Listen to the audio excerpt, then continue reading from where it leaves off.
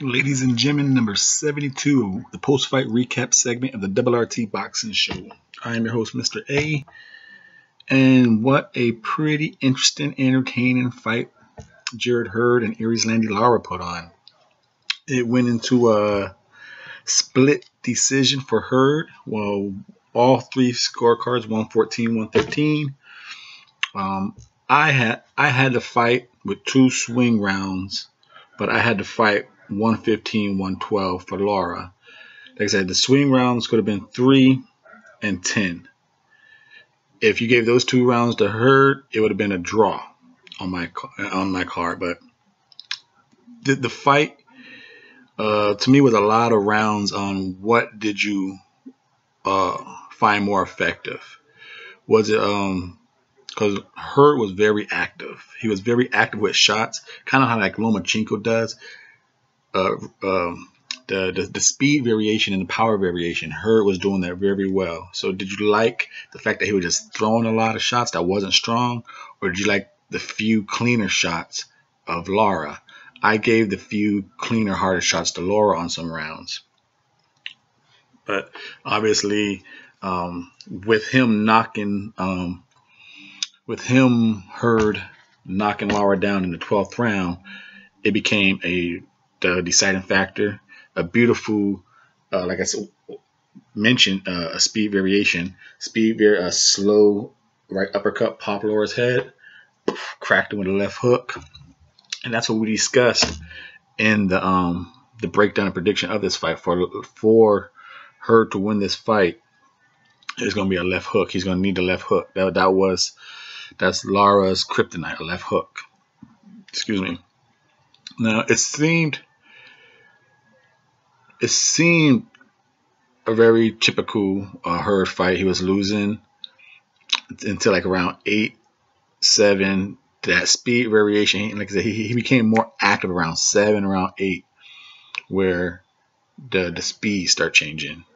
He was just being very active with his punches, but they weren't hard shots. They were just a lot of controlling seconds. It kept Lara from firing back because he just had to guard, just like there's pity pat shots, but it just kept Lara handcuffed, and it allowed Hurd to win 30 seconds, to win 40 seconds. It was just eating up clock, looking effective because it just wasn't hard shots, but it was just pity pat points, and it kept building up.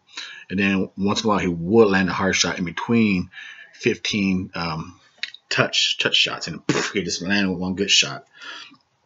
Now it seems like Lara is probably close to being done because he looked good, but you could just see as he started, he said the cut on his left eye he couldn't see in the final round. That's why he got tagged. But I say in I believe it was the 7th round when he got hit with that hard right hand at the end of the bell of the 7th round.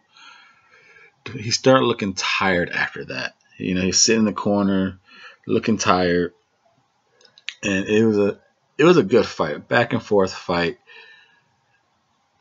Hurd has showed all his defensive flaws he always shows, but he does, like I said, it's not the pressure of Hurd that gets him the victories. It's what Paulie and all them were saying. It's that speed and power variation combinations that he does. Like I said, it's a great technique to have, and what it like I said, it allows your opponent, it nullifies your opponent's offense.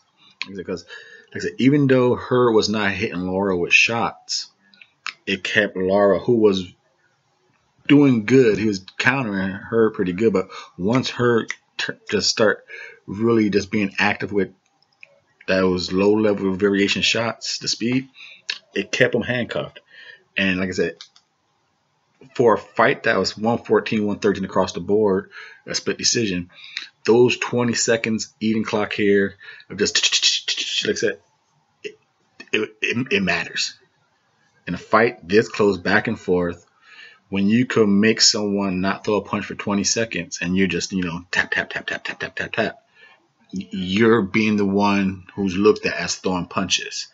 And that worked for him. It worked for him very great. Like I said, it's a great tool technique to have. And to me, the person who does it the best right now in active boxing is Lomachenko. I think he's very good at that, and then boom, he'll throwing on you. And Hurd is very good at that. Hurd is very good. Now, him and Charlo, that's gonna be a good fight. But now Hurd is the IBF, the WBA, and the IBO. If he could tighten up on the defense just a little bit, I really don't think it's the defensive flaws. I think he's just too overconfident in his wear you down style. He has so much great confidence that it's gonna work, that he just goes through, he just takes it. If he just slows it down a little bit, just a little bit, I think he's gonna be a beast, like I said, Lara was my favorite fighter, so to see him do that to Lara, which, like I said, I did have Lara winning this fight, but like I said, at 2 swing rounds, reverse those rounds, the fight's a draw. But Hurd, like I said, I think Lara's done. I think he's done. And Hurd, like I said, all he has to really do is just slow himself down a little bit, because once he start popping that jab on Lara, like once he really start fighting behind the jab and then start, I think it was like, well, I believe it was like I said, because round 8 is when Hurd started that. He just came out strong. Round 8, just pity pats, and that's when it just took over. Round 9, he started landing a lot of uppercuts in the inside. He got Lara's right eye pretty good. It's swollen on top, swollen on bottom, and a cut. So I believe once he started that activity, and that was the key, because when up into the 8th round, him coming out that, Lara was able to fight that pace and throw some good. It was a good fight, back and forth action. Who was landing inside fight game. Like I said, you could see, yes, Lara couldn't move as much because he didn't want to waste as much energy, but you could see that it's not Hurd's pressure. It's getting obvious that Lara don't have the legs anymore. You can see that, and Hurd, with the speed variations, just handcuffed him and was able to control, like I said, in a very tough fight, when those 20 seconds, those 15 seconds of I'm throwing punches and he's not, those little flurries sometimes probably is what won a round. Because a lot of these rounds were back and forth action. But Jarrett Hurd, as he said to the media, is now your IBF, IBO, WBA, and he's not ducking no one, but he's in charge now. And let's see the Charlo fight, because out in 154, you got Stamali, Liam Smith, Kell Brook. Let's take a quick look at this before we end this segment here. Who really out there can upset? You figure. You got the WBC, Manarosian, Julian Williams, Kell Brooks, Sergio Garcia, the top 4. WBA. You got the regular champion Carlos Castino, Brian Carlos Castino, Soro. Now, Kanat Islam. I did a video on him. He's a best quick describe. He's almost like a mirror image of a Triple G fighter. So come forward fighter, but I think he'll eat a lot of shots, and I think he'll wear out, because he's a muscular guy. I think his body's gonna burn a lot of energy trying to fight that Jarrett Hurd. But he's a hard hitter. He's a you never know how that's gonna look. But like I said, then you got the IBF. Number 3 is Kanat Salam is number 2 by the WBA, number 3 by the IBF. Gallimore lost tonight against Williams. You got 6 Kell Brook. Then you got the WBO Ali. You got number 1 Liam Smith. Number 2 Hogan, Dennis Hogan. 3 Jimmy Kelly. Number 4 Kanat Islam.